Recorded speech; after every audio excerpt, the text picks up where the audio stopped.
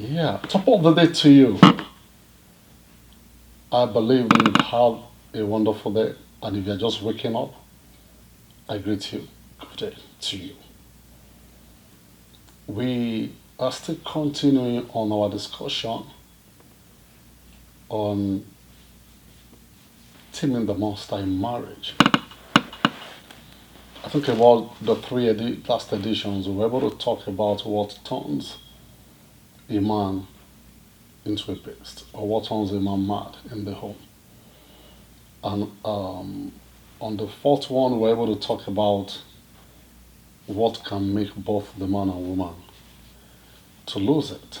Today, I want to be talking about some of the things that a man can do that can turn the woman into a beast.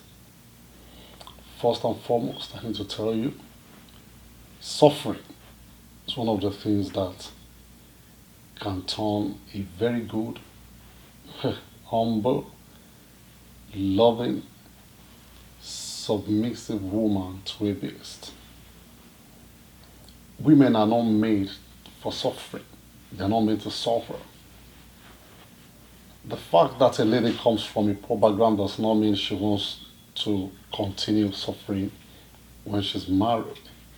And that's why it looks as if our women are checking properly now to check whether the man can really take care of them.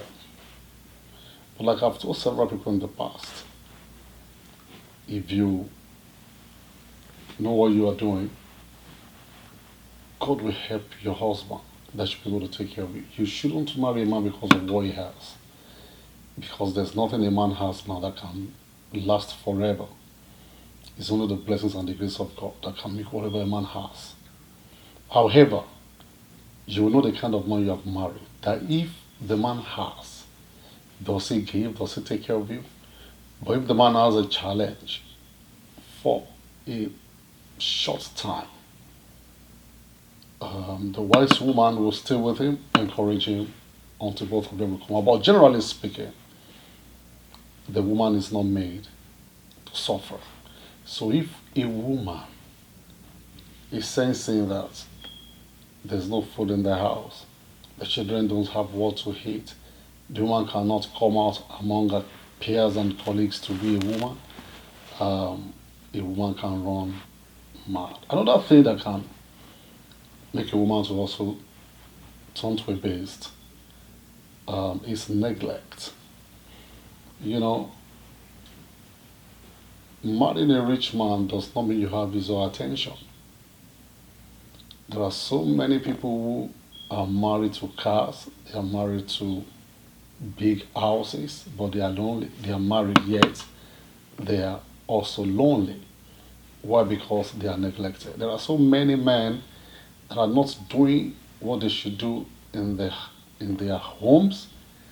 They neglect their fatherly responsibility. They don't also perform the responsibility as the husband in the house.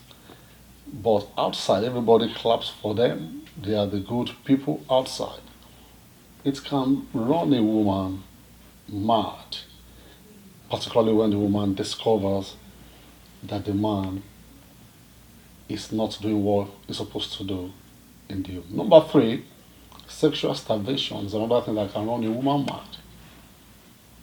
If you check very well, and I've mentioned this in most of my books, what will make the wife of a rich man to descend so low, sleeping with the driver of the husband, even giving him money or at times planning to assassinate the husband, is sexual starvation.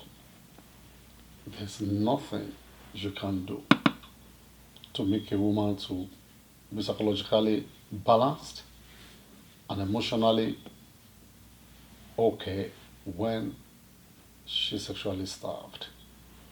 When you begin to starve your wife of sex in the marriage, I'm not talking about boyfriend, girlfriend, I'm talking about married couple now. She might be forced to step out to look for the satisfaction elsewhere. I'm not supporting that anyway, but it does happen. What other thing can make a woman to run mad? I want to talk about what I also call deception. Deception is one of the major issues in marriages today. Several homes are cracked because of deceptions. And I'm going to tell us a story. What is this story? A man has been married to his wife for so many years and the children are grown up. But the man did not know that the children that he has been calling his own were not his own children. And one of the stories we had was that they were meant to travel to the US from the country where they live. And definitely they were going to do blood sample test for them to check the genotype whether the children actually belong to them. It was at the point of the genotype, test at the embassy that it was found out that I think they were having four children. That three of the children were not his, and only one of the children actually belonged to him. At that point in time, what will a man or a woman do when you are found out that you are married to a liar, a serial liar, somebody who has deceived you all your life? So particularly women can be emotional because they don't have the strength to manage some of these things. Not that they don't have the strength, they have the inner strength, but they can easily break down. So a woman, or let me say either a woman or a man, will break down at the point of deception. So there are many men watching this now that have second homes somewhere here and the family do not know. There was an incident that happened in Abuja some years ago. A man died a tragic death, and he was a very active person in the church, and the church was trying to do a wake up for him. It was going to be a very big event because the man was a big supporter of the ministry. And as they were planning to do that, a woman just walked in with a child and a pregnancy and said, "Well, I just need to tell you that before you do anything, you need to know that this man also has me as his wife. This child belongs to him."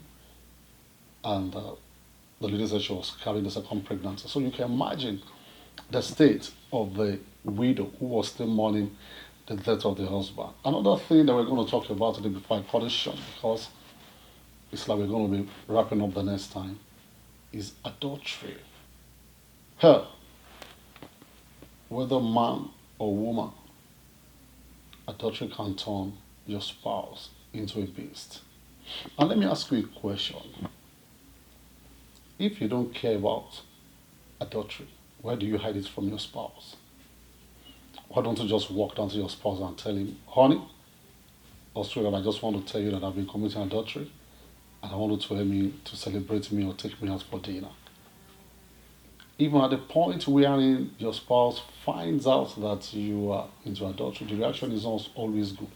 Whether in Jamaica or America, whether Nigeria or in Highland, it is the same reaction because every man and woman has blood running in his vein. So I want to admonish us to critically look at these things because when next we meet, we shall be looking into some other things and some other factors that can turn a woman mad. It could be unisex. It's the same reason could make the other sex to be mad. I'm just trying to let us look critically at some of these things that may be peculiar and that may, attract immediate reactions. Thank you very much. Hope to see you. And before I go, I hope you have subscribed to the channel. I hope you are sharing the video. Several people have called. They are blessed. Several people have sent messages. They are blessed by the topics and the programs on this channel. And I'm glad to tell you that on our website, cranleytv.com, and users are increasing every day. Thanks very much for buying the books. Thanks very much for subscribing. See you next time. Thank you very much. Bye.